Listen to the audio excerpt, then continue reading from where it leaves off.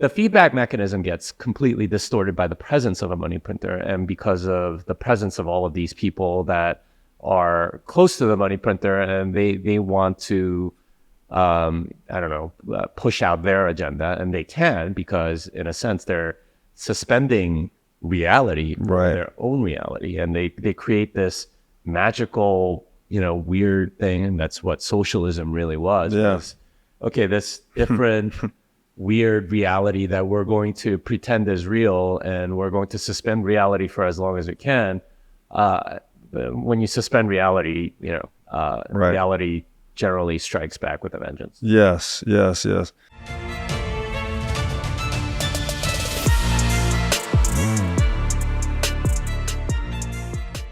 Hey everybody, welcome to the What is Money Show. I am thrilled to have you here joining me on my mission to help shine light on the corruption of money. Now, if this is your first time listening to the What is Money Show, I strongly recommend that you go back to episodes 1 through 9 first, which lays a lot of the groundwork for many of the concepts that we explore on the show. These first 9 episodes are my series with Michael Saylor, and thousands of people have told me that this is the best podcast series they've ever heard, hands down, and that it was instrumental to their understanding of money and Bitcoin. So if you're looking to start a deep dive into the nature of money, I don't think there's any place better that you can start other than episode 1 of this show. Now, a little bit about this show and how it makes money. The What is Money Show is 100% sponsor based. So all of our revenues are derived from direct sponsorships. And I strive to be very selective about the sponsors that I work with, specifically only using sponsors that I use personally, and also choosing sponsors that have values which are well aligned to the values expressed on this show, such as freedom, education, self-sovereignty, etc. So what I'm going to do now is a few ad reads right at the top of the show, and then I'll do a few more ad reads in the middle. And I hope you'll take the time to listen to them, as again, these are hand-selected sponsors, and I think you'll like what they have to offer. Today's podcast is brought to you by In Wolf's Clothing. Wolf is the first startup accelerator dedicated exclusively to the Bitcoin Lightning Network. 4 times per year, Wolf brings teams from around the world to New York City to work with like-minded entrepreneurs, pushing the boundaries of what's possible with Bitcoin and Lightning. The program is designed to help early-stage companies achieve product-market fit, develop their brand, secure early-stage funding, and grow businesses that help fuel the global adoption of Bitcoin. So go to wolfnyc.com to learn more about the program or apply. Again, that's wolfnyc, WOLFNYC.com. Jimmy Song, welcome back to the What is Money Show. Well, thanks for having me, Robert. It's always a pleasure to see you. And we're now in Switzerland. What the heck? Yeah, right. Yeah, so we're in. How do we have this life? We have a great life. We're in Lugano, Switzerland. My first time to Switzerland. We're here for the Plan B Forum. You attended this last year? I did, with my entire family. It was nice. It was a lot of fun, and I mean the venue is beautiful, and it's raining today, but honestly, it's one of the most beautiful places in the world, I gotta say. Yeah, there's a beautiful lake. Which lake is this? I don't remember. Lake Como, is it? Yeah, Lake Como. What is Lake Como? Yeah. Yeah, the town's right on the lake. It's gorgeous. It is raining, so we can't see the full view, but definitely a very cool city. Just by way of quick introduction, you've been on the show before. We're just saying you and I did a series together on Hoppe's book, Democracy, the God That Failed, which I think was really interesting for a lot of people. And then you are basically a longtime Bitcoiner, author of several books. You and I co-authored with 6 other people, Thank God for Bitcoin. And most recently, you've solo authored this book, Fiat Ruins Everything. Yes. Very strong title. Maybe just a little bit about the writing process, the inspiration, what this book is about, what's the purpose of the book, and then we can jump into some of the specific chapters that you wrote. Yeah, so the inspiration for the book actually came after taking David Perel's course. So he wrote the foreword for my book. He teaches a class, Rite of Passage, and I've been friends with him for a while. I was finally like, okay, I'm going to take your class. And I took his class. I was very inspired. I wrote a lot every day. Typical student is supposed to publish 4 articles from that like 5 or 6 week class. I decided to publish one every day. So I wrote something like 30 something articles. I was like, I'm gonna get as much out of this course as I can. And afterwards, you publish all those? Well, I didn't publish them online, but I have them, and they're more or less in publishable form. I've posted them in various places and so on.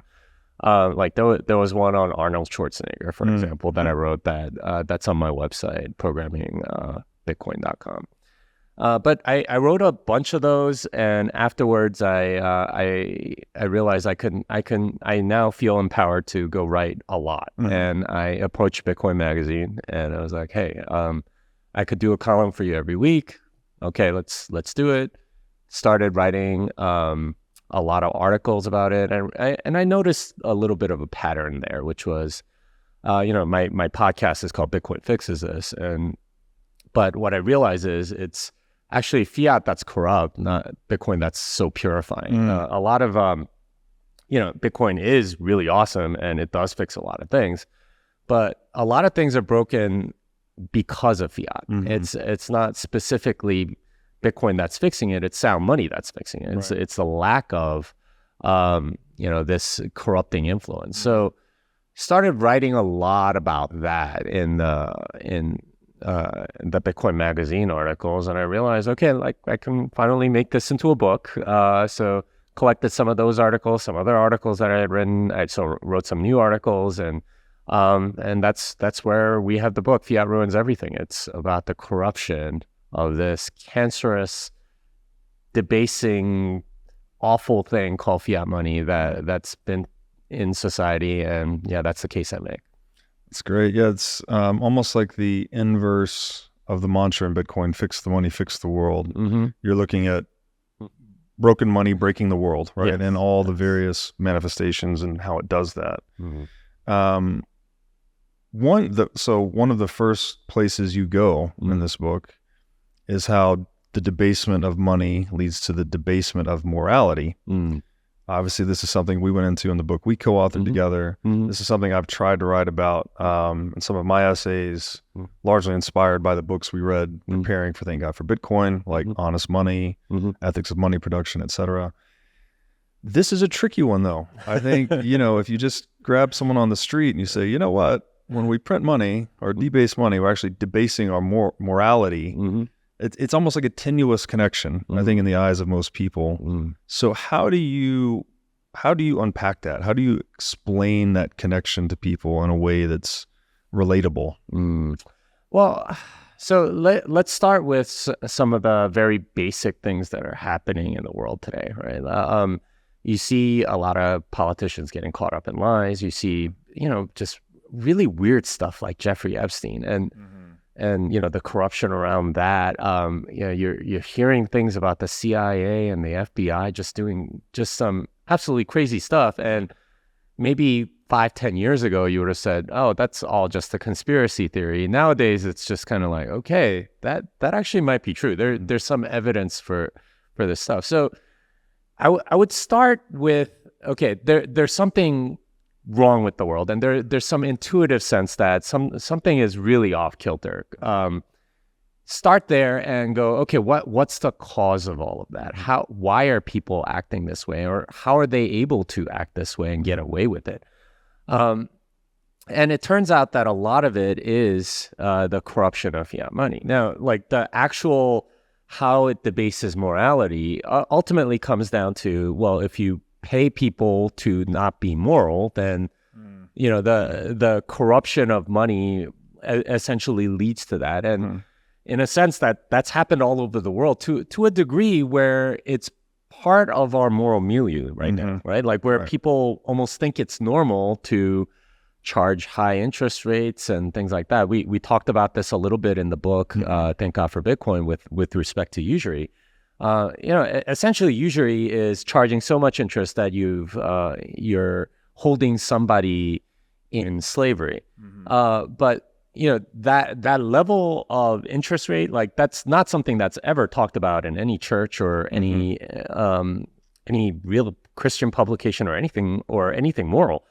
And it's not a connection that we tend to make, but you read, ancient writings, the books that we read, and, if you go through Rothbard's the history of economics, economic thinking, something like that. I can't remember the title exactly.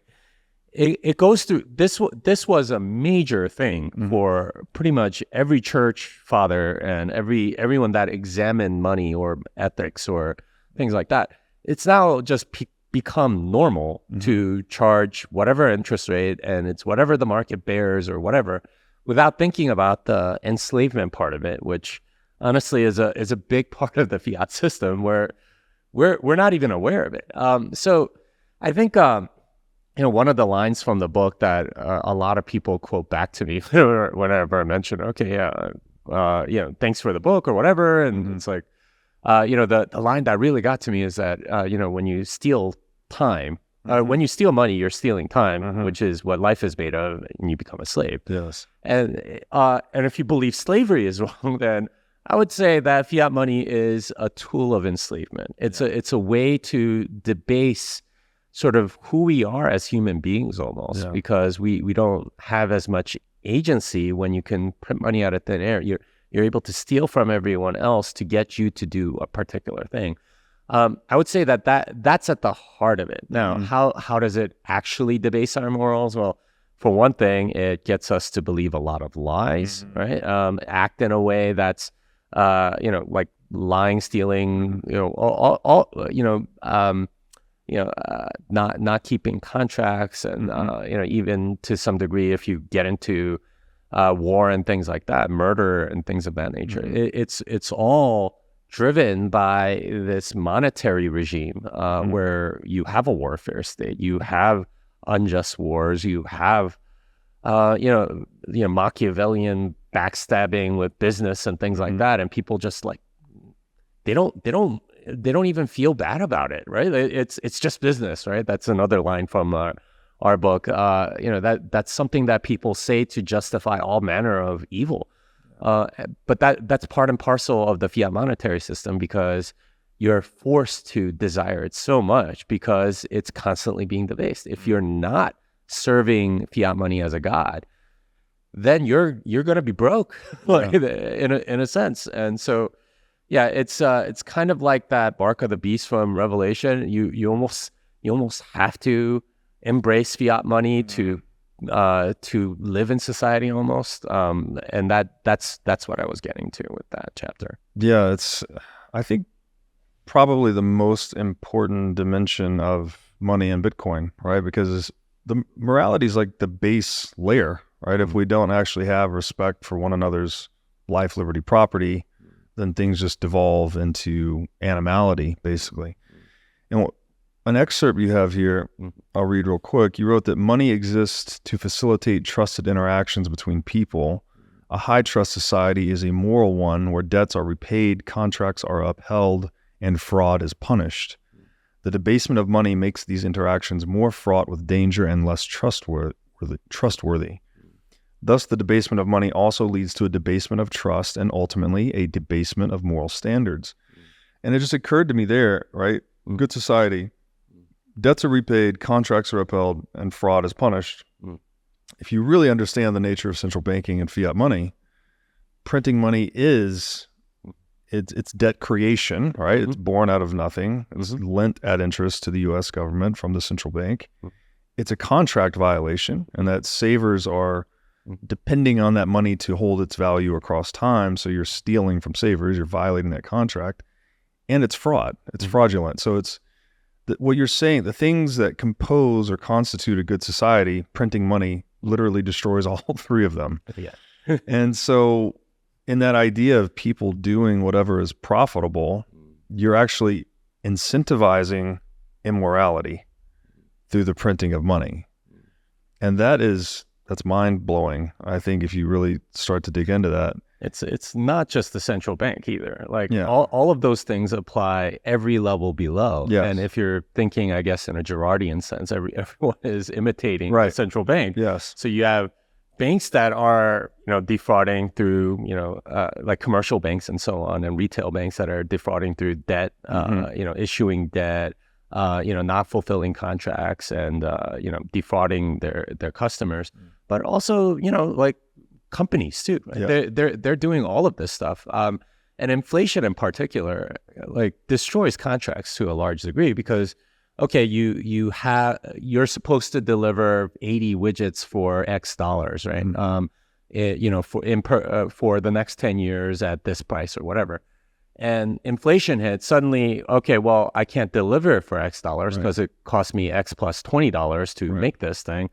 Okay, I'm going to slow walk that contract. I'm going to maybe fulfill the letter of the law, but not really the spirit of it. Or if it gets too expensive, I'm just going to break the contract. You sue me, right? Yeah. Like this is where you get to this very trust, where you're not able to trust people because the incentives are so terrible. Yeah. And that ends up with debased moral standards. Yeah.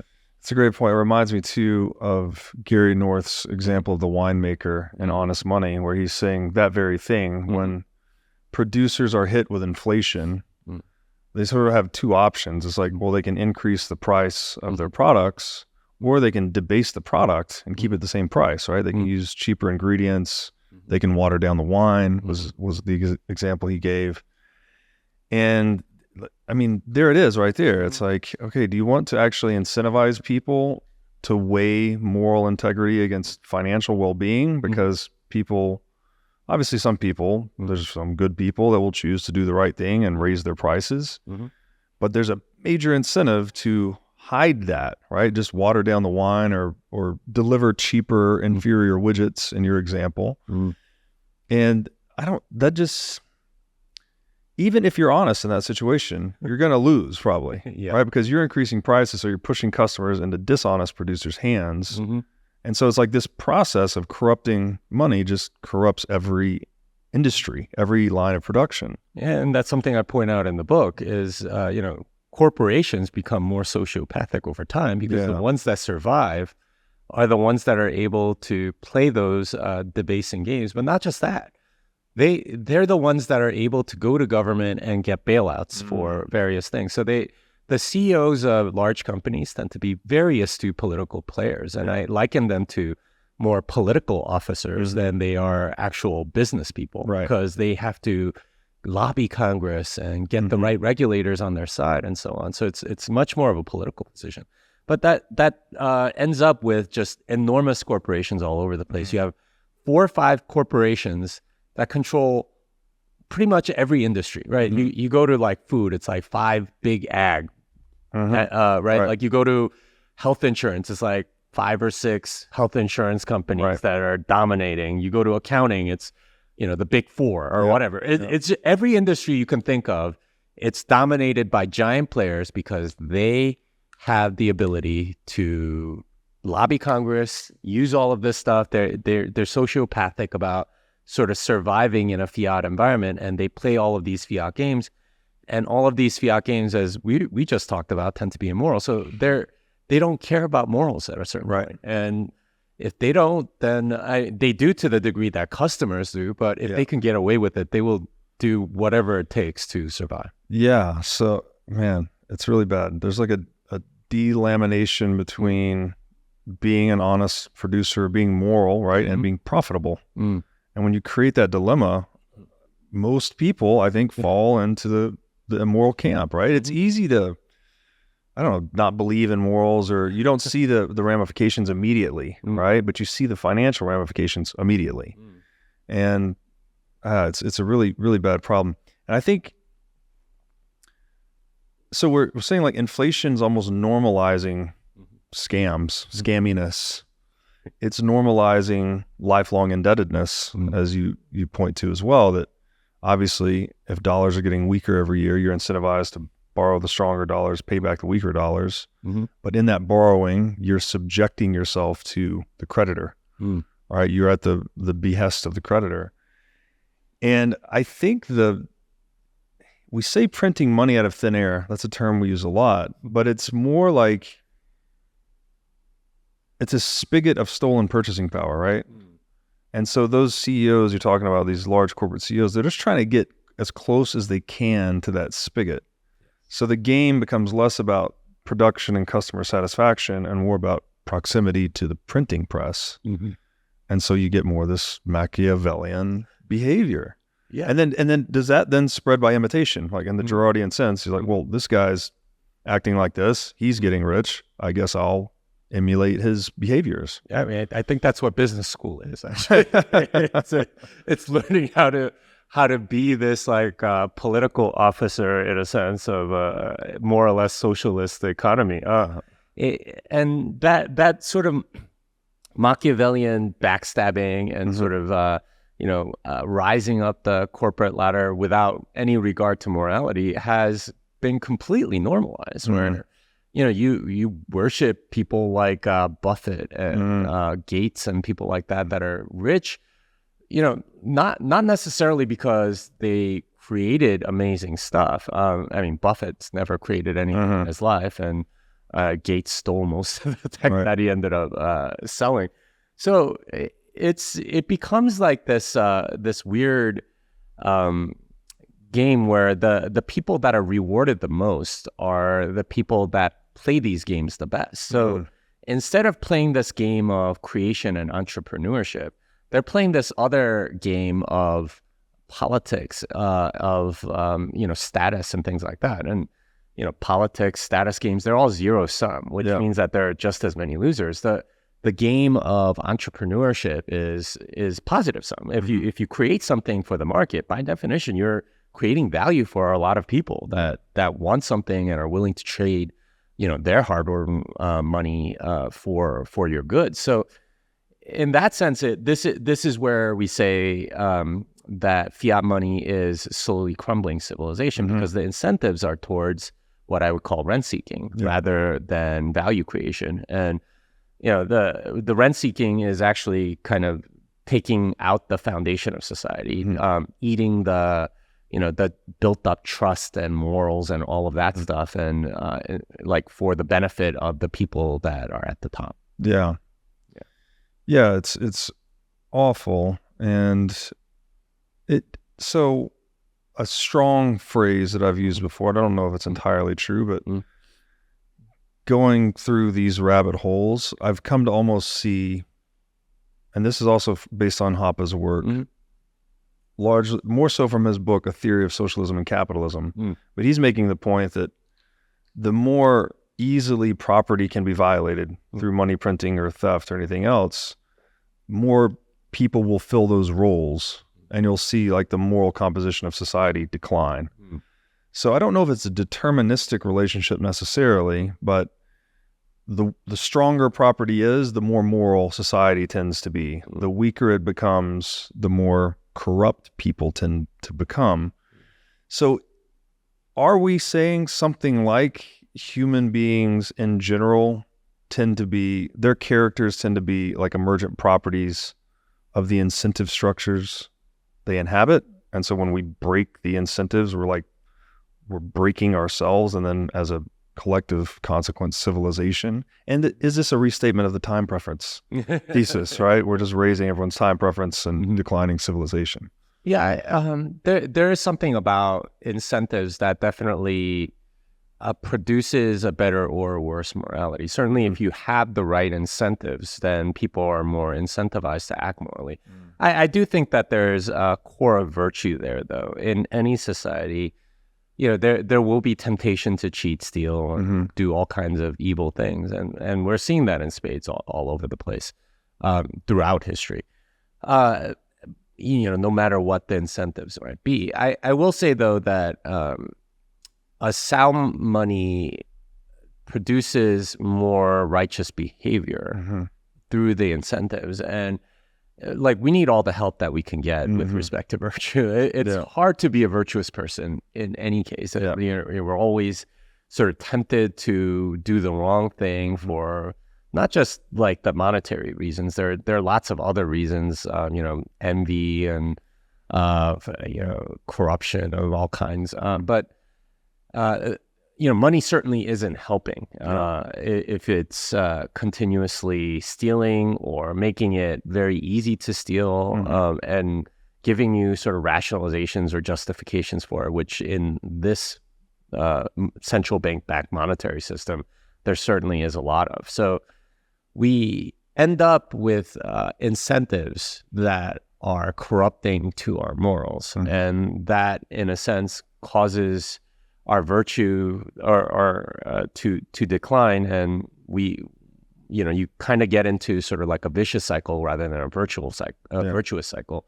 And that's kind of where we are as a society. I think a lot of people are spiraling. You see a lot of depression. You see a lot of corruption. You see a lot of people just get into very dark places because of sort of like the spirals that they end up in.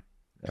And do you equate then time preference and morality? I mean, clearly there's a connection, but are we saying when we lower our time preference, we're raising our morality? Are those equivalent? Well, I would say time preference, I guess, from a Christian sense, is what I would call prudence. It's properly valuing the future or thinking about the future in a good way. A lot of people don't value the future enough, so they have low prudence, and this is one of the four cardinal virtues from ancient times. I think it was Plato or Aristotle, I can't remember which, that identified the four cardinal virtues: prudence, temperance, justice, fortitude. So it's one of those things.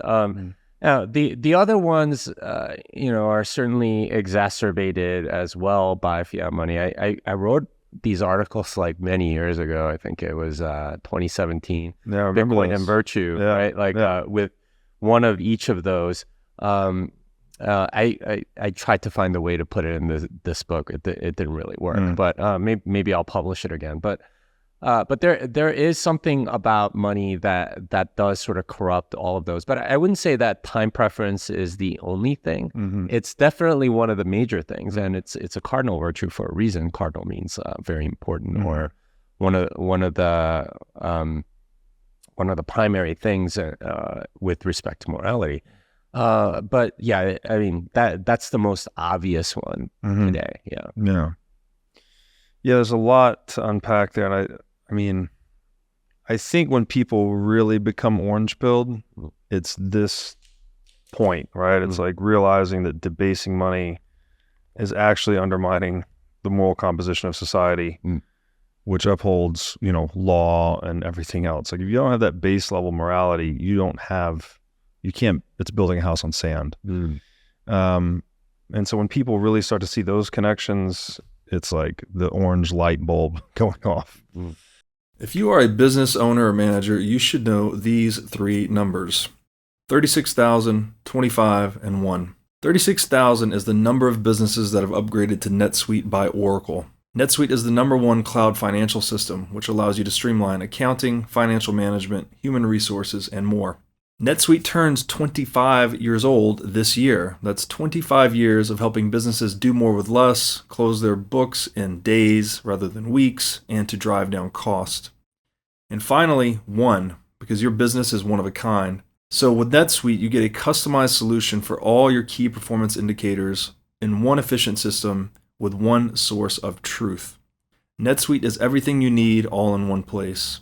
Right now, you can download NetSuite's popular KPI checklist designed to give you consistently excellent performance absolutely free at netsuite.com/whatismoney. That's netsuite.com/whatismoney to get your free KPI checklist. Again, netsuite.com/whatismoney. Now I'd like to tell you about our sponsor, iCoin Technology. iCoin has just released a sleek new hardware wallet. It looks like a mini iPhone, a little touchscreen and camera on it. The device has no Wi-Fi, no cellular connection, no GPS. It's a strictly physically cold hardware wallet. Like I said, it's got a high-res 3-inch touchscreen. It's got a camera for air gapping the wallet. It's got optional Bluetooth compatibility. And it's really a brand new UI, UX experience for a hardware wallet, making it very accessible, easy to use, not intimidating. And as we always talk about on this show, the only way you can truly own your Bitcoin is by having it in self-custody. So you need a device like iCoin Wallet to truly own your Bitcoin. Go to iCointechnology.com today and use promo code Bitcoin23 for 30% off of this new sleek hardware wallet. Okay, you also go into fiat causing the debasement of belief. Now, I want to ask you first, what is belief? Another thing for me getting into Bitcoin was this huge emphasis on human action, right? Obviously from Mises and many of the other Austrian economists talking about the nature of praxis, action itself, that we are purposeful animals that use means to pursue ends. Where does belief fit into that equation? Is this the guide for action, or what is belief? Yeah, that's a great question. Because actually another guy that I like to read, Jacques Ellul, who talks about sort of the difference between the two. And in a sense, it's a little bit of an illusion. Belief can be something that people say that they have, but their actions belie something else. And the whole purpose of propaganda, for example, is to get people to act a certain way, even if you don't believe it, right? So I think a good example is the mask mandates during COVID. A lot of people were like, you know what, these things don't do anything, but they went out there and wore them regardless. Yeah. And in that sense, like, propaganda is very effective. It's not necessarily there to change your belief; it's to change your action. And from sort of like the Hoppian sense, the actions are what matter. So it is a great question to ask about what belief is. But I think it's generally your model of the world, or how you think of reality. Now, that and what people proclaim to be their beliefs tend to be somewhat in contradiction oftentimes. And the real beliefs that they hold are sort of indicated by their actions, right? Like, and I'll go back to James, right? The biblical book of James, where he talks about you tell me you have faith, I'll show you my faith by my works, right? Like the action shows what you actually believe, right, rather than what you proclaim. In a sense, we've sort of confused belief a lot of times by what we're able to say, but talk is very cheap. Words are very, very cheap. So in that sense, I think belief is the mental model of the world that you have that causes you to act in a certain way. And that is the real thing that matters, and not the thing that you're proclaiming, because again, words are very cheap. It's right. You can say whatever you want, and politicians are very good at this, where they'll say one thing, do another, and just sort of shows where their actual belief lies. So what I'm talking about in that chapter with fiat debasing belief is sort of that mental model of the world where you think it works a particular way because the authorities tell you that, and that causes certain action, which ultimately ends up not benefiting society nearly as much as it would if you had a different model of the world where it was more accurate, where you're adding value to the world, where you're building civilization, where you're being an entrepreneur versus being a rent seeker and doing what it takes to survive in this sort of like cruel world, quote unquote, that is sort of the mental model that most people have. Yeah. Well, as you were saying that, I was thinking like, so belief is kind of like a worldview or a model of the world, as you're saying. So you might have someone that is, for instance, a socialist, right? They might believe in socialism, but they might also say, I'm against poverty, right? And so, they may actually think that socialism is the answer to poverty, something like that, where, again, you could read Hoppe's book or Mises to thoroughly debunk that. So their belief or their worldview is dissonant or contradictory in a way. And so it actually doesn't matter what they proclaim, right? I'm a socialist that's against poverty. It's like, what are they actually doing in the world that defines them. And so I think the Austrians too, they say all action is an expression of value. So belief and value then, I get the belief could be, there can be a lie in the belief effectively, but there can't be a lie in the action, right? This is the old actions speak louder than words adage. The model of the world though is important because you need to have a map of the territory that you're in. So you're saying that debasing money somehow debases the feedback we're getting from the world to correct our model? Is that? Yeah, I would say that's a very good way to put it, and very, very interesting way to put it, because in a sense, when you have a bad map, you think you're contributing by, say, being an investment banker or something like that, because the market signal is that you're getting tons of money for, executing 100x leverage trades of some kind. Whereas the actual benefit to society for that is almost negligible. It's in fact, it's probably subtractive. It's you're playing in some zero-sum game where somebody is winning, somebody is losing. That is, it causes your model of the world to be very different and your actions to go towards more rent-seeking rather than value creation.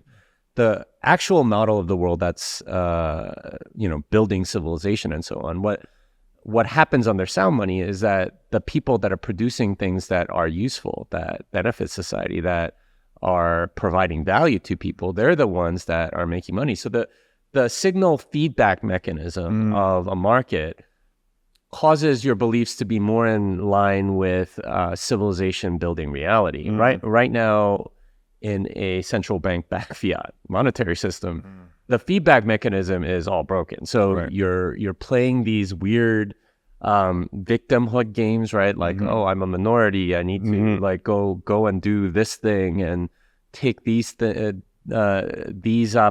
positions to move up the ladder, because you're getting feedback on those things that are positively reinforcing, and therefore you end up in better positions because of these things that aren't providing value really, but they are sort of satisfying the money printer. So the feedback mechanism gets completely distorted by the presence of a money printer, and because of the presence of all of these people that are close to the money printer, and they want to push out their agenda, and they can, because in a sense they're suspending reality, their own reality, and they create this magical, weird thing, and that's what socialism really was. Okay, this different weird reality that we're going to pretend is real, and we're going to suspend reality for as long as we can. When you suspend reality, reality generally strikes back with a vengeance. Yes. Yeah, it's like not only, I guess, people are desperate, then therefore more susceptible to these victimhood narratives, right? Like, they're feeling the actual economic pain of the central banking system. They don't know where to attribute blame, so they'll say, oh, it's because I am whatever class that's being marginalized. But then that's even worse when you have central bank that's stealing the purchasing power and then funding these narratives, right? They're actually, they're fueling that victimhood narrative in people so they can, I guess, distract people from the truth. It's like, the real problem is the broken money, but let's blame anything else other than that, and we'll fund every mainstream media news outlet to back those narratives so that we don't develop a narrative around, oh, fix the money, fix the world, right? Yeah, it's funny because Safe Dean had this great thread on what they're blaming inflation. Right?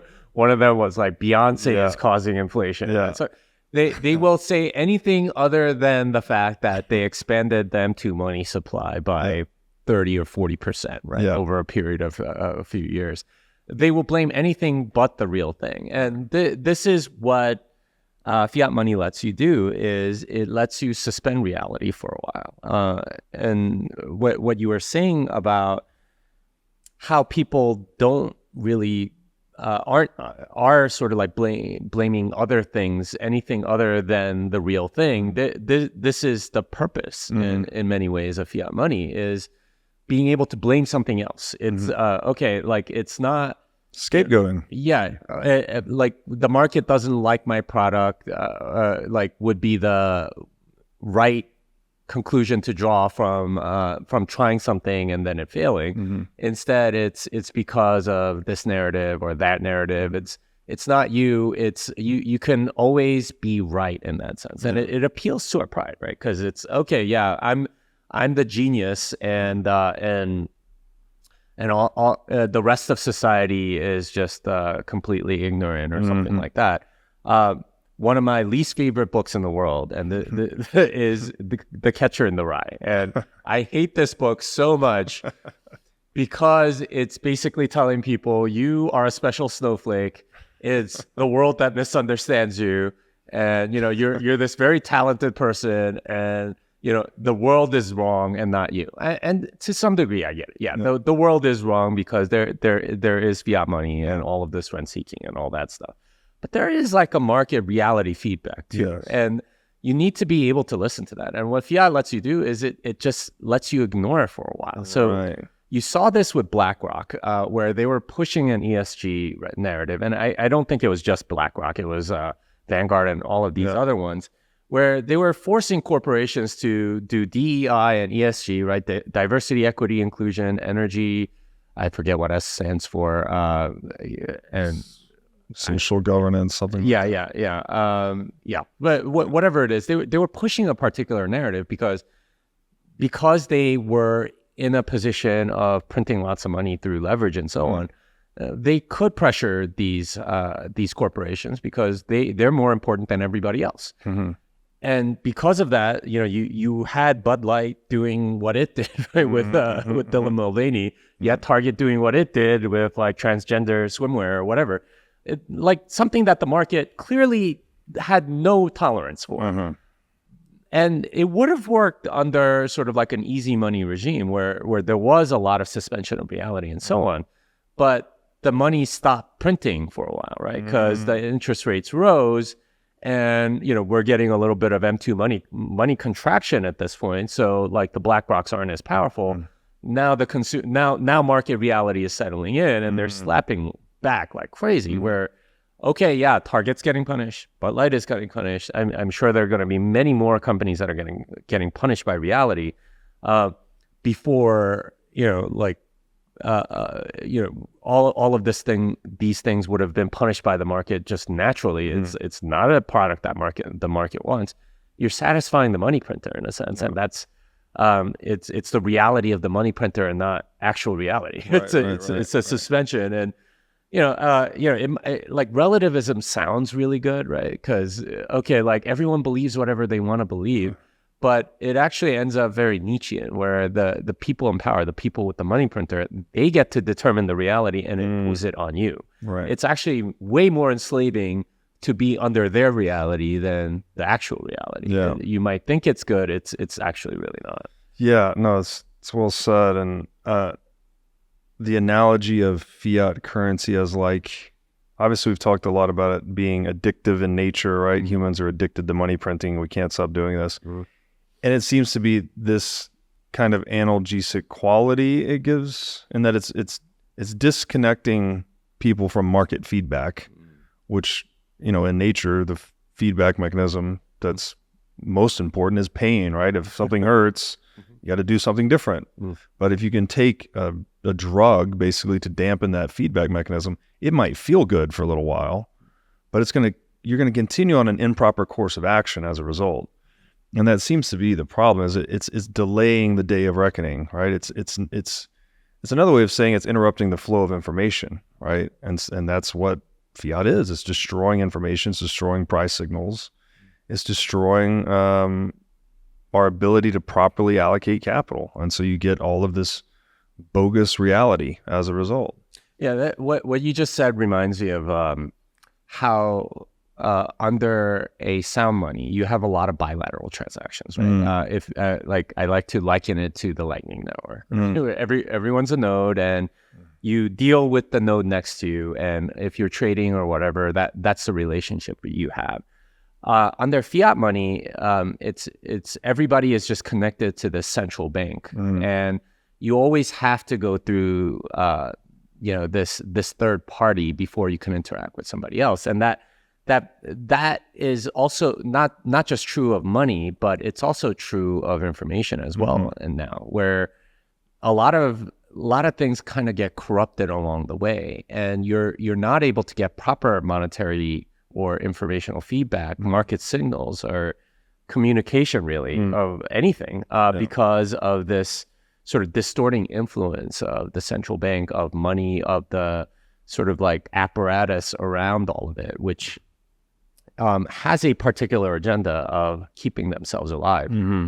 The purpose of a lot of people in power is to stay in power, and that tends to be the overarching purpose that they're imposing on everybody else. It's whatever you do, you must first make sure that we stay in power, and then you can achieve whatever other ends. Instead of letting people sort of bilaterally transact or communicate and so on. And that's kind of what we're seeing with a lot of the systems now, is that they do get very centralized, and you have this distorting effect because you have to go through somebody else. Obviously, that's true of money, but it's also becoming true of every other medium as well. Yeah, no, it makes a lot of sense. Okay, jumping a little bit further in the book, this is another one of those areas that is perhaps a tenuous connection to draw, but you make the case that the debasement of fiat money leads to the debasement of marriage, of family, and of relationships. Now, I know there's a lot, that's 3 different chapters actually. So I know there's a lot of dimensions to this, but how do you, maybe just starting with marriage, how do we connect the dots from the debasement of fiat to the debasement of marriage? Yeah, so marriage used to be a very important bond in society. It was the most important bond. It really is no longer for most people. The relationship to the state, to your company or whatever it is, those are things that people prioritize. They might call it a career. They might call it being a good citizen or being a good person or whatever it is. But that's prioritized over marriage and for a lot of people. So you see a lot of people get divorced. You see a lot of people, doing things that they wouldn't have done, say, 100 years ago, because these other relationships are more important. The primacy of these other relationships means that, in a sense, those are prioritized. And if marriage hurts those other prospects, then that's what people tend to do. And in a sense, a lot of people, I talk to a lot of single people in Bitcoin and in other places. You can kind of see it. They're prioritizing, their career. So of course they're not getting married. Yeah. Right. So like if the company that you work for demands this much of you and you don't have much to give for this other relationship called marriage, then you're not going to get married. So in that sense, it's become much less important because your means of sustenance or whatever, spiritually, emotionally, financially, is more or less in the company that you work for, the government that you're sort of serving, rather than your family or your children or whatever. And that's a situation we find ourselves in. So the question we have to ask is, well, how did we get here? What happened? Well, the thing that happened was that companies and governments, in a sense, they're, like I said, like the companies are very large and the governments subsidize them. So they're really just kind of one entity at this point, or at least you can kind of think about it that way. They've induced a significant dependence, right? So most people are scared to death of losing their job. Why? Because it provides everything, right? Not just their salary, but their healthcare, their retirement. In a sense, they're depending on their this status in society. Yeah, that too, right? Like, and who they are, their identity, everything is tied up in their job, in their citizenship to some degree, and that is where they find themselves. it wasn't like that, right? Like most people have a last name for a reason, right? That was your clan, that was your tribe, that was your family, that was how you defined yourself. Now it might as well be, you know, Joe, the guy that works at Citibank, right? Like, or John that works at IBM. Like if we made last names now, that's probably how it would be. Instead of, you know, John Shoemaker or whatever, like, okay, we're a family of shoemakers, but that's the tribe that I belong to, or John Avila or something like that. Okay, that's the village that I come from, and that's the community that I belong to. So, you know, I get to this in the second section of the book, or the third section of the book, which is all about like the corporate environment and so on, and how that's replaced communities. But government and corporations have more or less induced a significant dependency where you get everything from them. It used to be that you depended on retirement by having children, right? Like they're the ones that took care of you in your old age. You used to depend on extended family in case you were unemployed, or if you needed a job, right? Like, hey, Uncle John needs like an extra help at his bakery. Like, go work for him, right? You know, you used to depend on them for, you know, relationships and community and like moral standards and all kinds of stuff. And in a sense, that's like what we're built for, what we're designed for, because we lived in societies of 150 or so, right? Our Dunbar's number in our head is about 150. You can't keep track of more relationships than that. It's very difficult. There's some extraordinary people that can, but for most people, you can't get past that. So, like, whereas, you know, corporations and governments, you know, they're complete faceless entities where they provide for things at their leisure, and they don't have that much obligation to you other than maybe your vote at some point, or your consent on something, or something like that. Whereas your family loves you, right? So it's this giant disconnection that we've had from our families because of this dependence. So people will prioritize things like having a job at a corporation, or having their sort of place in society, in their social hierarchy, political approval of their peers and things like that, rather than, you know, their spouse, having a spouse, or having children, or having an extended family, or being close to your the family that you have, and so on, because they'd rather drop all of that. They'd rather, because they're not dependent on them for any of those things that they used to be in the past. Your family used to be your lifeline. The way people look at their careers now, that's how they used to look at their families, right? Like if I got cut off from my family, it would be devastating. Well, that's the way they talk about their job. It's like, if I lost my job now, I would be devastated. I would lose everything I have, everything that I built for my identity and everything. So in that sense, the fiat money, because they can sort of like give you all of these things, and really it's not giving it to you, it's stealing from other people and and providing all of these safety nets. It's induced a dependency that has lessened the need for all of this other stuff. And let's face it, like family is hard, right? Like there's a reason why a lot of people do get divorced and are estranged from their families and stuff like that. You know, personal relationships are hard. There's a lot of difficult conversations and stuff. And that's the one thing that like corporations and governments don't really expect from you, is like difficult conversations. It's just, you know what, you do what we say, we'll just give you what you want. And it's a very kind of loose relationship, and it doesn't expect that much from you. Whereas a family is going to expect a lot from you, but it's also way more close and satisfying. You need to put in the work. So it's given people this option of a very loose coupling with society through your job and through your, being a citizen of a government, having this status hierarchy that's based on virtue signaling rather than your character. That is much more attractive to people because you have to do a lot less work. Right. So that's where a lot of people have gone rather than towards family. And that's the unfortunate reality, and it's debasing civilization, unfortunately. Yeah, the term, I think this came from the sovereign individual, the nanny nation state, right, where we start to get accustomed to this large institution just providing for all of our needs. It is infantilizing in a way, right? You're not incentivized to be a responsible adult. to lead your own clan, right? You're just induced to be a follower. And is this like I guess we're speaking into the centralizing force of fiat, right? That it's funding these large, again, centralized nation states, centralized corporations, et cetera, that's sort of mitigating the decentralization of the family unit, right? The nuclear family, or even the nuclear family, I guess. We used to live in Asian countries and in places in the Middle East. They still live like with multiple generations under one roof, right? Well, they don't anymore, but they used to. Or they used to, okay. So we've moved away from that towards this more fragmented family model. Mm.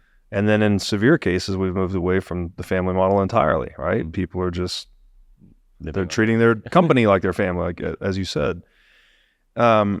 Is this another just consequence of centralization that is energized by fiat? Yeah, because like government and central banks, like they're in the middle of every transaction, mm-hmm. right? There's almost like a Stockholm syndrome, where you end up depending on them so much that you grow to love the very thing that enslaves you. And that's I think the situation a lot of people find themselves in. They might quote unquote hate their job, but they don't know what else to do, right. And then they convince themselves that they love their job, and then they become cat ladies. I don't know. Like there's something that happens in between there, but there is feminism would be a consequence of this too, right? Yeah. There's this, like, and that's a whole lie, by the way. It's like female empowerment. Really, we're just all getting poor, right? Sure. And this another aspect of it is this growth of the bureaucratic state is. Because of all the free goodies and this nanny state that you're talking about, everything has become much less affordable for the family unit. I do point out in the book that it isn't a coincidence that we've had this debasement of family. It was an explicit, goal of the Frankfurt School for a long time. And the Frankfurt School came out of essentially Karl Marx, with his socialism, and Sigmund Freud with, his psychoanalysis and his focus on sort of how family bonds are sort of like corrupting and things like that. So, the Frankfurt School was sort of an extension of Marxism in that way, what we would call today like cultural Marxism. And I go into depth in the book about how it was really kind of a shotgun marriage, and they had to solve this problem of Marxism where in that era. It came out around the 30s because in the 20s you had hyperinflation of all kinds in Austria, Hungary, Germany, and so on. You also had the Great Depression in the 30s in America and so on. And you had this collapse of capitalism that Karl Marx had predicted. And the Frankfurt School was like, okay, so where's this revolution, right? Like it's supposed to be a violent revolution. We get socialism because we go from feudalism, capitalism, socialism, communism. Where's the socialism? It should be here right by now. And everyone was wondering, okay, the collapse of capitalism means this. Why isn't it happening? And they came up with a solution. Okay, Karl Marx also said that family bonds were sort of like would prevent sort of like the worker social consciousness, right? Like the class consciousness that you need to do this. And they were like, and Freud actually expanded on that and showed us how family bonds were antithetical to the bringing about of the next phase of socialism, of socialism. And so they started working very hard to debase the family. And this was something that they talked about very explicitly. And, they called their theory critical theory. And that's the ancestor of a lot of the theories that you see on the left today: critical race theory, queer theory. All of that is rooted in critical theory of the Frankfurt School. And they take almost all of the same tenets, which is, like family is the enemy, right? Like family bonds are the enemy. You need to debase all of these bonds so that people are loyal to the state, and then socialist paradise can come. And this this has pervaded and sort of grown along with fiat money, because fiat money is the fifth plank of the Communist Manifesto. It's a major plank of communism, and this is one of the mechanisms that Karl Marx saw as a way to bring about all of this, and they've used it because media, academia, a lot of government has been infiltrated with this, and this is sort of like the base belief that they have, that they're working from, the mental model that they're working from. You need to debase the family in order for this next phase to come. So it's not an accident. So we're sort of beset on all sides by this thing, where family is being debased by everybody, being told that it's not important, that it's and no wonder we have low birth rates everywhere, right? That not only are we being told this, but it's getting less affordable because they're imposing costs all over the place, where through the store of value premium that real estate has, a large family can't afford a large house. The woman has to work. We call it female empowerment, feminism, whatever. Really, it's just like you're being gaslit to believe that you're being freed when you're being enslaved. It's like so strange that, like, when I was growing up, my mom stayed home, my dad went to work. That was normal. And me and my sister, they raised us up and so on. Now almost every family I meet, like, both parents are working. Right? How many kids can you have if both parents are working? Your ceiling is maybe 3, possibly 4 if you're very ambitious and you both make a lot of money, maybe. But if both parents are working, it's near impossible. No wonder birth rates are plummeting. It's getting, and for a lot of people that aren't getting married at all, they're married essentially to their careers and so on. They lost this extended family thing. They're loyal to their companies and their government instead. And we're seeing the decline of humanity, like, almost in a literal way as we speak. Yeah, that's interesting that it's more than an incentive system failure. There's actually this intention behind it, right, from the Frankfurt School. I actually wasn't aware of that. That's really interesting. Terrible, but interesting. One of my highest health priorities is keeping my brain in top shape. To take care of my brain power, I do many things, such as striving to read, write, exercise, and meditate daily. One of the latest tools in my brain power toolkit is MindLab Pro. MindLab Pro is a nootropic supplement that is scientifically proven to enhance your brain power.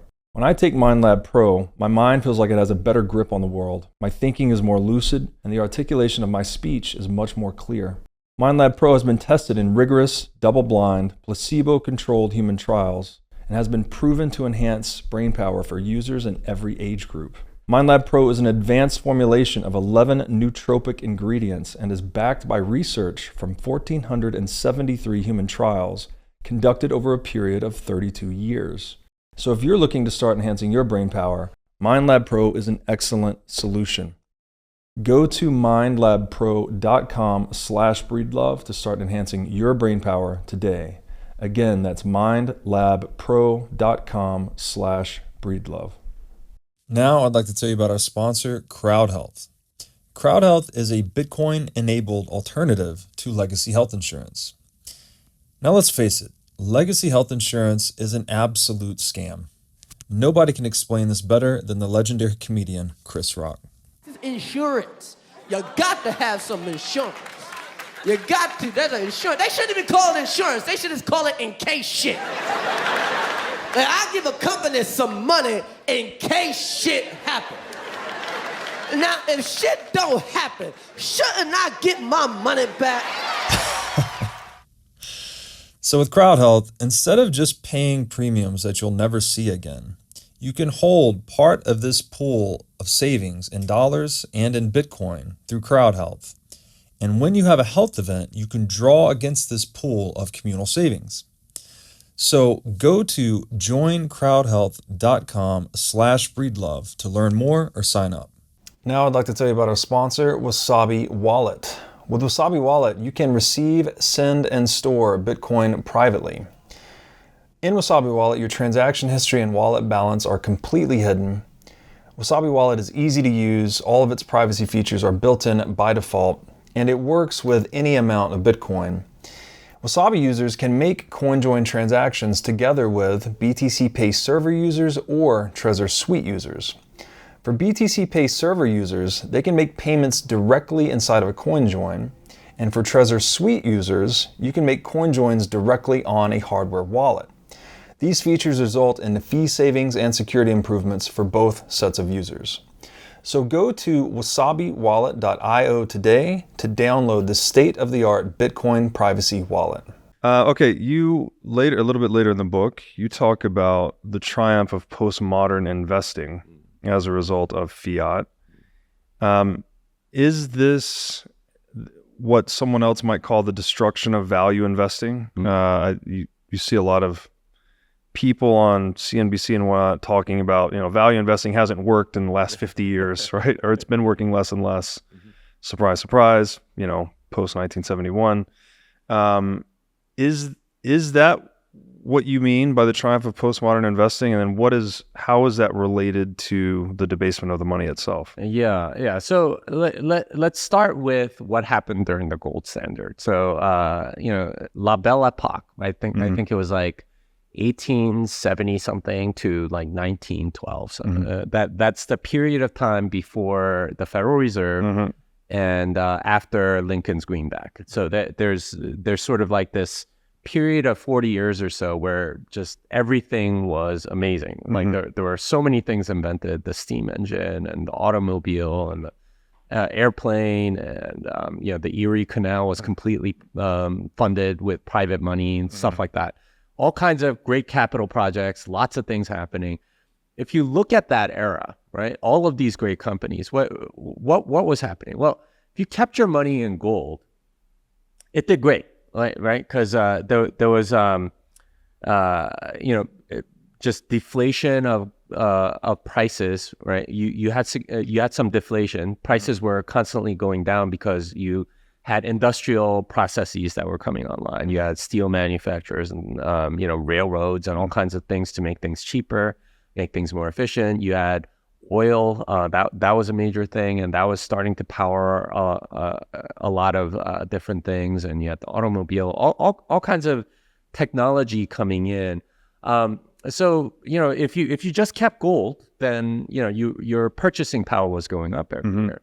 So what stocks had to do was make it very enticing for those people to invest in them. And what you had were companies like Standard Oil, which one particular year, they gave out a dividend of 33%, which is absolute insanity. Nobody, you will not get that anywhere unless it's a Ponzi scheme, right?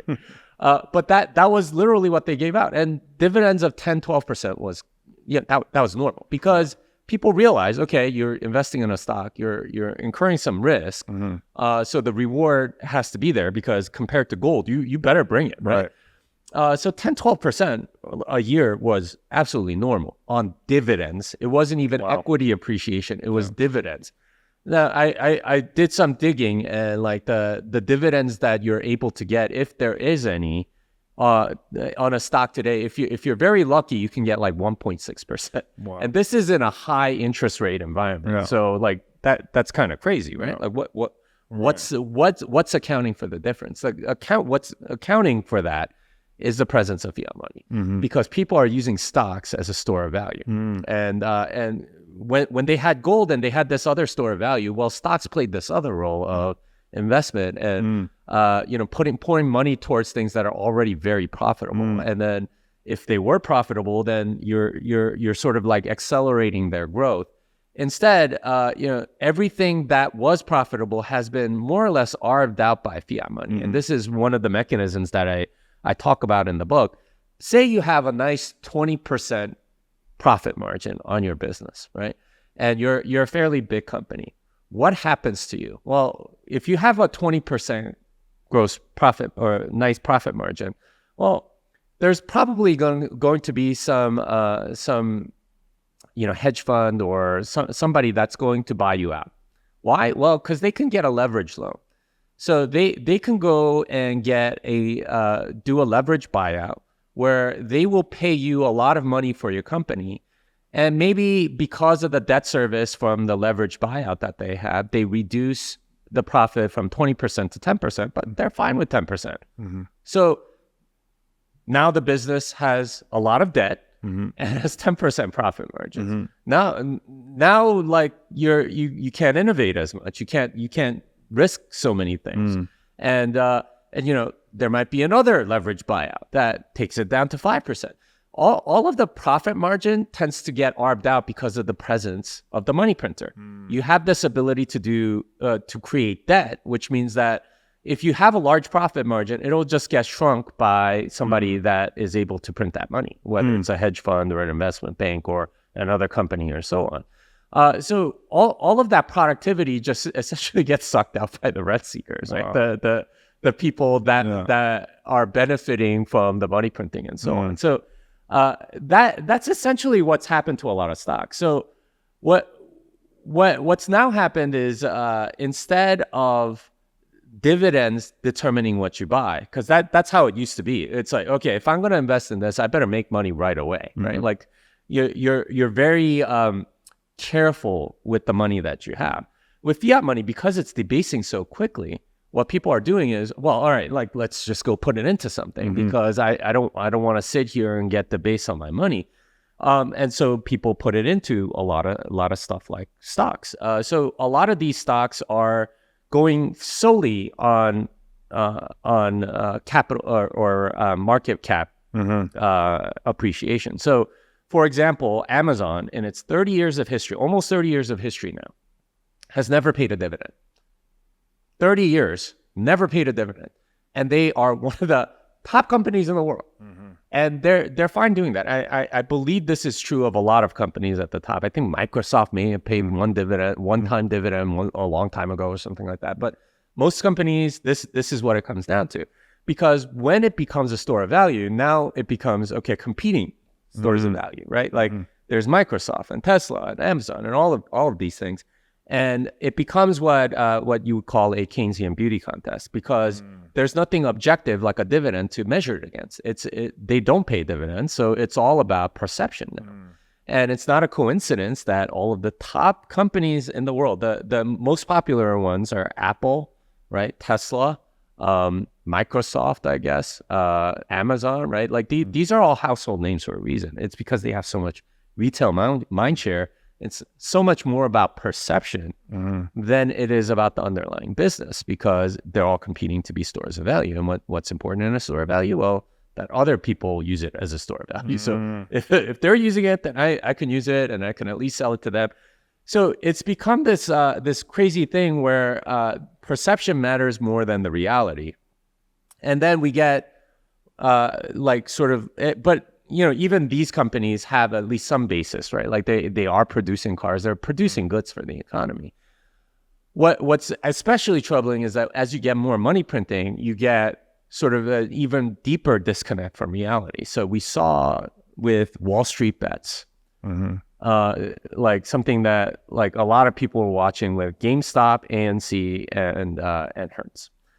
Now, GameStop, kind of a stagnant company, not really doing anything, but they were sort of like nostalgic and, you know, something that a lot of people remember from their childhood and so on. You know, you go in there to trade in your video game and like get credit and get another video game and so on. So for them, that was the stock that they wanted to pump, and they did, and they couldn't, you know, like there had to be all sorts of like traditional market machinations to sort of stop that pump. But it turns out that's the game that they've been playing all along in the actual stock market. The BlackRocks of the world are able to enforce their DEI, ESG agenda through more or less the same mechanism. They have the money, and they have lots of printed money, right? They can do leveraged bets in any direction. They can destroy a company if they want. And so a lot of companies realizing this is kind of like the mafia coming and saying, you know, it'd be a shame if your stock went down, right? Like, or if you know, Moody's like, you know, brought down the you know, your credit rating or something like that. So, you know, a lot of these companies complied because they knew who their real boss was. Well, it's gotten to a point where it's almost pure will to power now. It is kind of like a Nietzschean thing where where Wall Street Bets said, we're going to pump this thing. We don't care about the fundamentals. There is no basis in reality, and we're going to do it, and you can't stop us. And they did that for, GameStop. They did that for AMC. And then they did it to Hertz, which for me was sort of like crazy because this was a bankrupt stock. They already declared bankruptcy, and they said, we're going to pump the stock anyway. Wow. And they did. And in a sense, that's sort of very indicative of how detached from reality it became, because a bankrupt stock is literally worth nothing. It's all liability. It's no, benefit, right? Yeah. But they did it anyway.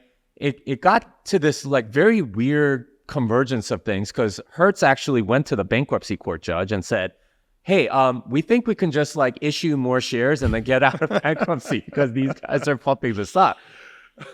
So it gets kind of weird like that, but we see it, but it shouldn't be a surprise because we see it all the time in altcoins, right? What is Dogecoin? Right. It is pure will to power. It has no purported utility. They're not even pretending to be anything other than something that has people's mind share. That is all it has. Yeah.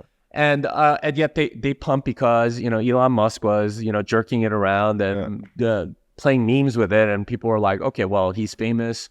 He's kind of like BlackRock. We have to listen to him or something like that. And it went to the moon on based on that.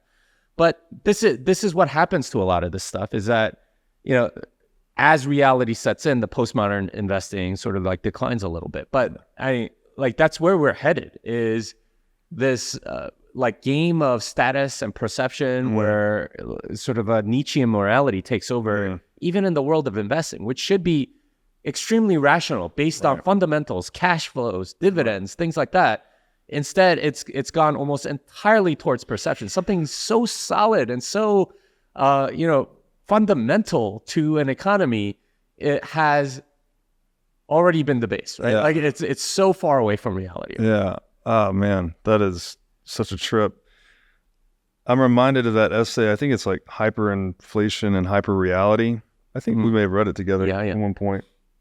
Just making the point that as fiat debasement accelerates, people's tendency to gamble and scam accelerates. So you're seeing that manifest in capital markets in a way, which is really crazy.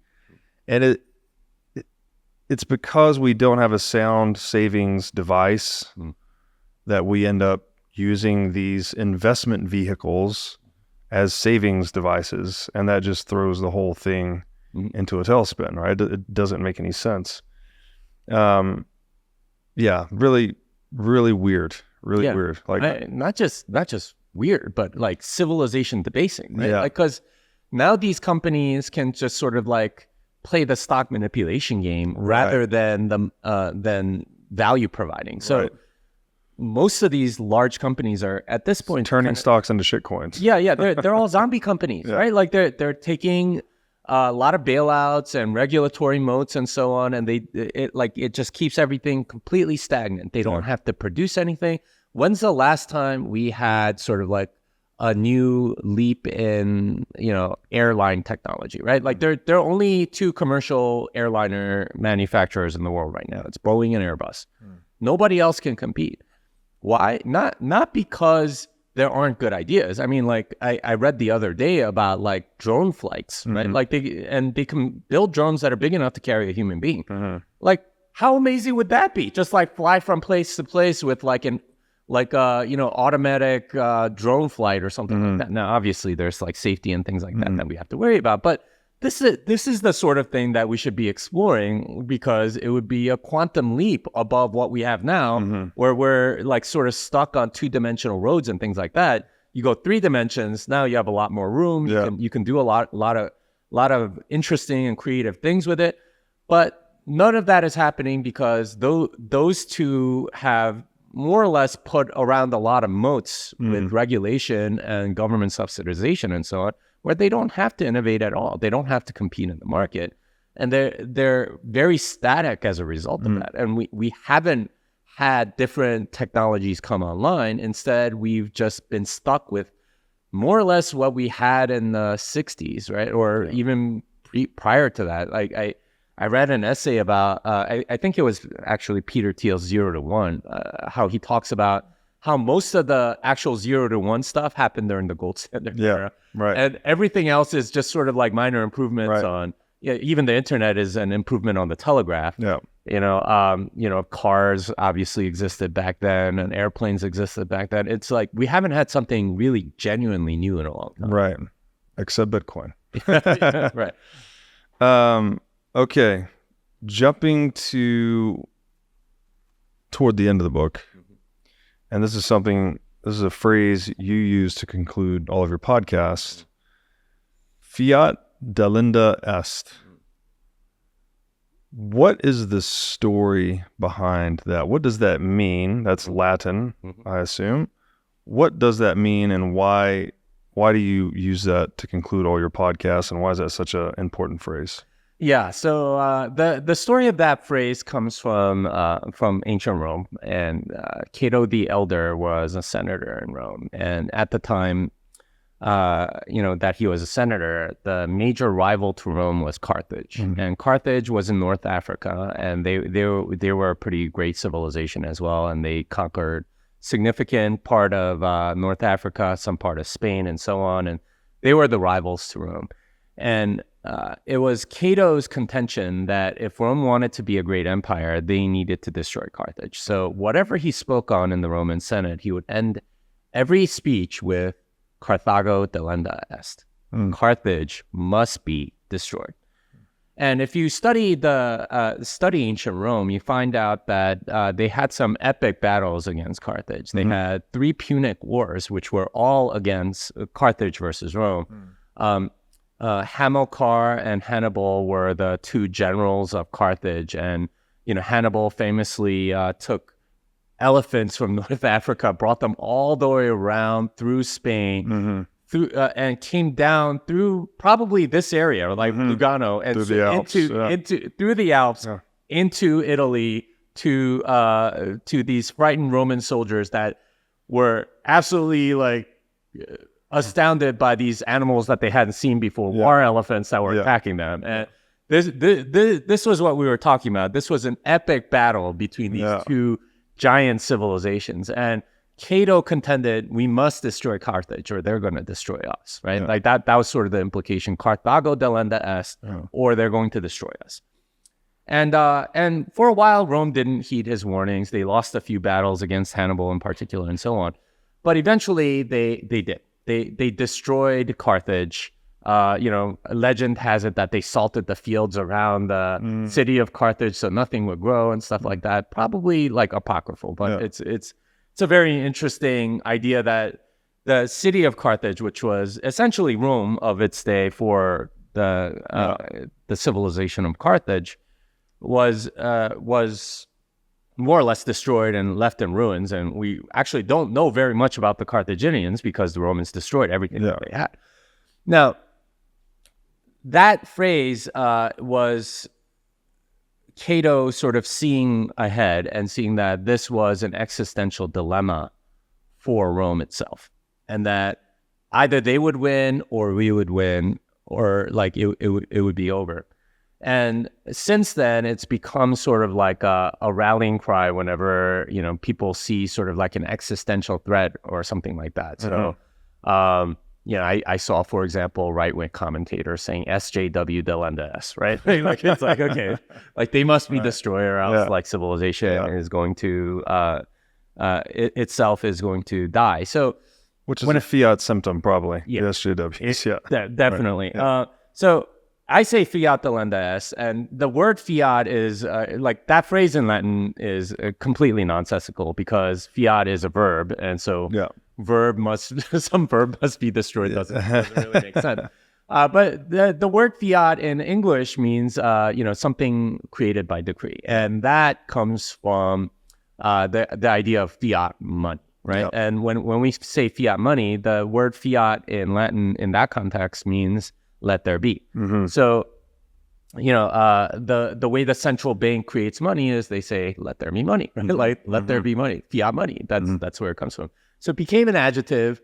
In the Bitcoin world, that adjective has turned into sort of like a noun where Yeah. well, okay, like fiat must be destroyed, Yeah. or like the adjective, anything Yeah. that has fiat corruption must be destroyed. But the actual word in Latin means let there be. And if you read Genesis 1:3, it says, and God said, fiat lux, let there be light. Yeah. That's what it means. And that's what I'm trying to convey to people, is that fiat money, the let there be money, the money created by decree, must be destroyed, because it is the root of so much of the evil, so much of the weird incentives that we see, because it is the third party in every transaction.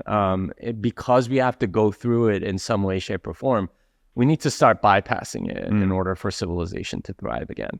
And I think as Bitcoiners, we see that. We see where it's going, and we see the destruction of fiat eventually. But that is the big thing that we need to do to make it good again. And that I wanted to conclude the book with that message, because we need to know our enemy, and our enemy is pretty pervasive.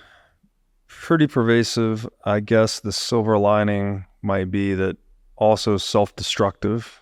Fiat does tend to destroy itself over time, but then it obviously gets replaced by other forms of fiat. And maybe just to conclude, I'll read an excerpt from the book here. This is sort of reiterating some of the things you just said, but I want to ask one specific question about it. So you wrote, in Latin, the word fiat is a verb, not an adjective like in English. Here's Genesis 1:3 in Latin. Distic dos fiat lux et facta es lux. I probably mispronounced a lot of that. This translates to, and God said, let there be light, and there was light. Fiat lux means let there be light. The phrase fiat money means let there be money. Fiat money requires no work and is decreed into existence. So in English, fiat becomes an adjective meaning by decree. Fiat is the idea that you can create something by commanding it to exist instead of doing the work to make it exist. The fiat mentality is the illusion that you can decree something into reality just by saying so. So this idea of just speaking something into existence from nothing, right, that God did when he said, let there be light, and began all of creation, humans are some humans have convinced themselves they can do, right? And this is the core delusion underpinning all fiat, is this attempt of, this is the question actually, is fiat then, in this sense that we've adopted it into a noun now in English Bitcoin circles, is this an attempt by man to play God? Yes. It's an attempt to create your own reality, and it's not really even us that's doing it. It's somebody up at the top. It's the people in charge attempting to impose their reality on you. And we were talking before the show about like sort of the relativistic mindset that most people have, and they kind of see it as a good thing. Oh, let there be, let that person be happy or whatever. That's not how relativism sort of plays out in practice. The way it plays out in practice is very Nietzschean. It's whoever has more power imposes their reality on you rather than sort of the real reality. And that's what fiat money is. It's an imposition of the reality of the money printer to everybody else. So whoever has the ability to print lots of money can impose their reality on you because they have all of this power. In that sense, money is very much power. They have this ability to make you or incentivize you to act and behave and do things a certain way. It's a twisting of market forces and incentives towards whatever reality that they want. Now, Marxists want their reality to be communist and so on, and there are many failed attempts at doing that, which caused the murders of many, many people. And by comparison, the people that are doing something with fiat money, maybe it's not as bad, but it's still pretty evil. It's evil to distort incentives to such a degree that society has not just become stagnant, it's actively regressing. We're getting to a point where airline travel times from London to New York have gotten worse since the 1960s. Where, I point out like a dishwasher from the 60s made your dishes sparkling clean in 45 minutes. Your dishwasher now probably takes about 3.5 hours and probably gets them half clean. We're actively going back, right? The Boeing 747 went from concept to rolling out its first one in like 18 to 24 months. The Boeing 747 MAX took 10 years, right? Like we're actively going backwards because we don't have the right incentives. The people that would have built, the airliners from the 60s are now doing Web3 startups and being investment bankers. There's horrible incentives where the people that have talent are going into rent-seeking positions instead of positions that create value. So we're actively going backwards. And it's because of this imposition of reality by the elites that want a certain reality that's not reality. Right. It's a falsehood. They're trying to make a lie come true through a lot of money printing, and it's not happening. I think we need to get back to reality. I think it will, because a much harder form of money is here, and it doesn't require any permission. And you have this bilateral transaction ability instead of having somebody in the middle. You don't have a trusted third party anymore, and you don't have to play. If you don't have that trusted third party, you don't have to take the trusted third party's reality. You can just listen to the actual reality, and this is why Bitcoiners are some of the most like based and red pill people that you'll ever meet, because they question everything. They think about things from first principles. And I credit you, Robert, for sort of encouraging people to do that, to think through things from first principles. Okay, what is the reality here? And what lies have we been told? And how can we do things in a very philosophical way to really understand how everything actually is, instead of all the lies that they're trying to tell us. And that's a very critical thing for people to get, is, being in alignment with reality. One way to define virtue is to be in alignment with reality, right? Like lying, for example, is not very virtuous because that's not reality, right?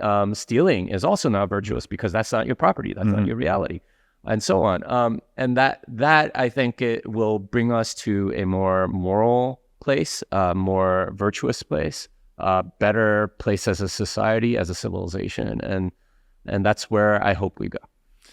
Wow, that's really, really well said. And I loved how you put it, that fiat is trying to make a lie come true, which is why it ruins everything, right? Yeah. Jimmy, again, that's the title of the book, Fiat Ruins Everything. Thank you for doing this. Where can people find you on the internet? Well, they can find me on Twitter at Jimmy Song. My website is programmingbitcoin.com, but you can also go to fiatruinseverything.com to see the book trailer that this guy, JD, made me. And there's also a link to go and buy a signed copy of the book if you want. And yeah, I'll probably do more with the website at some point, but that's what's there right now. Awesome. Thanks so much. Thank you.